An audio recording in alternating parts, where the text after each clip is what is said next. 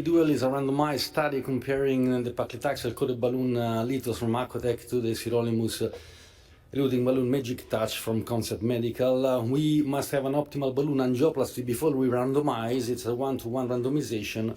At 6 months, there is an angiography for a primary endpoint, which is the late luminal loss, and 12 months, the secondary endpoints of target lesion vascularization and reocclusion and major amputation. We don't accept in this study Kawarada type 3, at least we may accept if there is a tarsal artery filling directly the arch, like in this case. We define an optimal balloon angioplasty as a residual stenosis less than 30%, direct image-free flow and no flow limiting dissection, not only by angiography, but also by duplex with a pulsatility flow with similar pattern throughout the treated segment and a PSVR less than 1.5. Up to now, we enrolled 103 patients. The majority are male with diabetes in more than 90% of patients, more than 50% and renal insufficiency. And you see the majority of Rutherford class is 5 and 6, also 20% in class 6 Rutherford. Baseline inflow lesion was impaired in 40% of each group, and a BTK baseline occlusion very high for anterotibial and posterotibial, ranging to 80%. The culprit vessel, there is a more anterotibial artery in the paclitaxel and more posterotibial artery in the sirolimus, but we think that at the end will disappear this difference. Mostly of these 54 versus 58 lesions, mostly are de novo.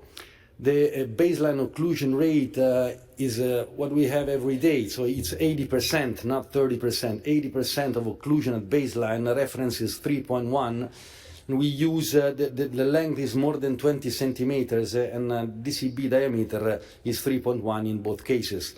Procedural success was 96%, and we have problem with 2 patients with flow limiting dissection. Now I can tell you that we ended 77% of angiographic follow-up. There is no difference in mortality, and I report one angiographic parameter, yes, the occlusive restenosis. Up to now, there is no difference in occlusive restenosis between the 2 groups.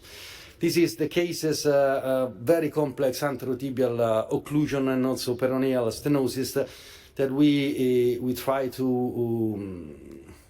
you see in the distality, the reconstitution of the vessel. We cross the lesion by a subintimal fashion, knuckling a Gladius MG014.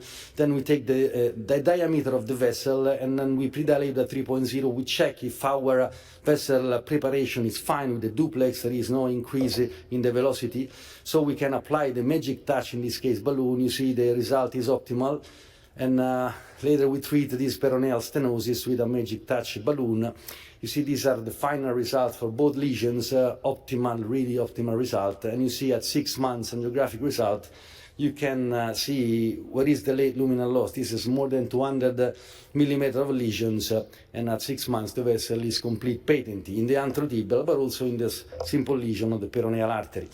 This is another case where you have this occlusion of the anterotibial artery, distal occlusion, and who does BTK intervention knows that the distality is really a complex lesion. We dilate with a paclitaxel at the end balloon. This is the result. We go to 6 months and you see that the vessel is still patent and giving flow to the arch.